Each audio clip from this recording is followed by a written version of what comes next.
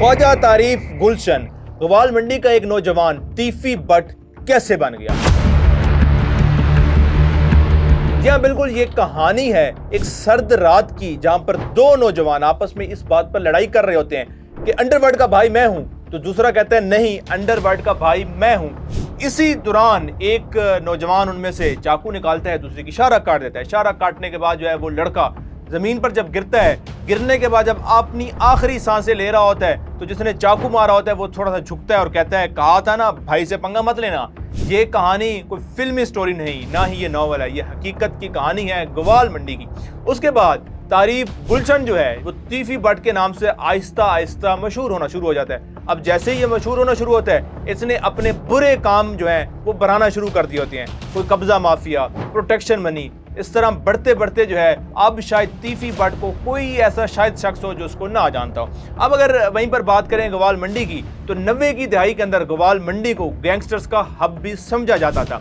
अब जब वहाँ पर तीफी बट अपना नाम कमा रहा था, मशहूर हो रहा था, वहीं पर एक लाहौरी कश्मीरी पहलवान फैमिली भी जो शालमी के गेट पर जिनका डेरा भी है, उन्होंने अपने अखाड़े भी बना रखे हैं, वहाँ पर रहते थे, जो अमीरुद्दीन उर्फ बिल्ला ट्रक्का वाला के नाम से मशहूर थे। अब बिल्ला ट्रक्का वाला जो है ये मुख्तलिफ क्रिमिनल्स को अपने डेरे पर पनाह देता था, जिसकी वजह से वो भी आहिस्ता आहिस्ता इस क्रिमिनल जिंदगी के अंदर जो है वो आता गया। अब बिल्ला ट्रक्का वाला के पास दो लड़के थे जो उसके पास काम करते थे और जो उसके खास आदमी थे। ट्रक्का वाला की तो रिहाई हो जाती है, जमानत हो जाती है, लेकिन उसके जो दो साथी हैं उनकी जमानत कुछ देर बाद होती है, थोड़े दिनों बाद होती है। अब उनको इस बात का गुस्सा होता है कि बिल्ला ट्रक्का वाला खुद तो जमानत पर रिहा हो गया, लेकिन हम जेल में बैठे हुए हैं। अब वो जैसे ही रिहा होते हैं, रिहा होने के बाद वो जाकर बिल्ला ट्रक्का वाले के ऊपर हमला कर देते हैं। अब खुशकिस्मती के साथ बिल्ला ट्रक्का वाला का बेटा टीपू ट्रक्का वाला मजाती तौर पर बच जाता है, लेकिन बिल्ला ट्रक्का वाला उस हमले में हलाक हो जाता है। अब उसके बाद जो है टीपू ट्रक्का वाला तमाम तरह अपना नेटवर्क संभालता है, अपने वालिद का तमाम बिजनेस संभालता है और इस बात का अहद कर लेता है कि मैं अपने बाप के कातलों का बदला जरूर लूंगा। वहीं पर ये दोनों जिन्होंने बिल्ला ट्रक्का वाला को कत्ल किया होता है, वो जाते हैं और तीफी बट के पास पनाह ले लेते हैं। अब इन दोनों ग्रुपों की आपस में कोई बरह रास्त दुश्मनी या बरह रास्त लड़ाई नहीं होती, लेकिन इन दोनों की वहां पर पनाह लेने की वजह से जो है इनकी दुश्मनी आपस में पैदा हो जाती है। इसके बाद टीपू ट्रक्का वाला जो है वो मुख्तलिफ लोगों से मदद लेकर उन दोनों को कत्ल करने में तो कामयाब हो जाता है, लेकिन फिर तीफी बट को इस बात की जिद हो जाती है कि इसने हमारे ऐसे लोगों को मारा है जिसको हमने पनाह दे रखी थी। उसके बाद टीपू ट्रक्का वाला के ऊपर कई बार अटैक्स किए गए, लेकिन वो हमेशा बच जाता।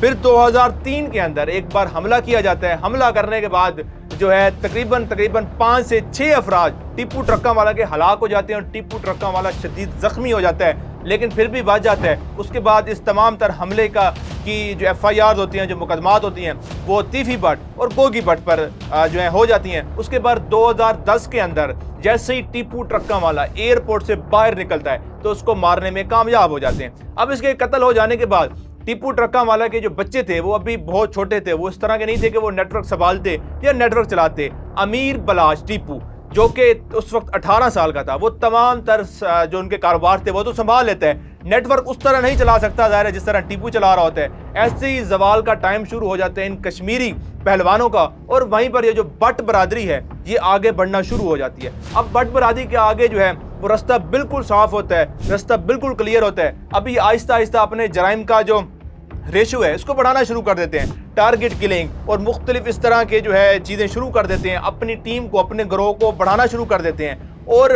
टीपू ट्रक्का वाले की फैमिली को जो है नुकसान इस तरह पहुंचाना शुरू कर देते हैं कि जितने भी लोग उनके खिलाफ थे या उनके छोटे छोटे जो दुश्मन थे उनको इस्तेमाल करना शुरू कर देते हैं और खुद बरह रास्त इसके अंदर शरीक नहीं होते।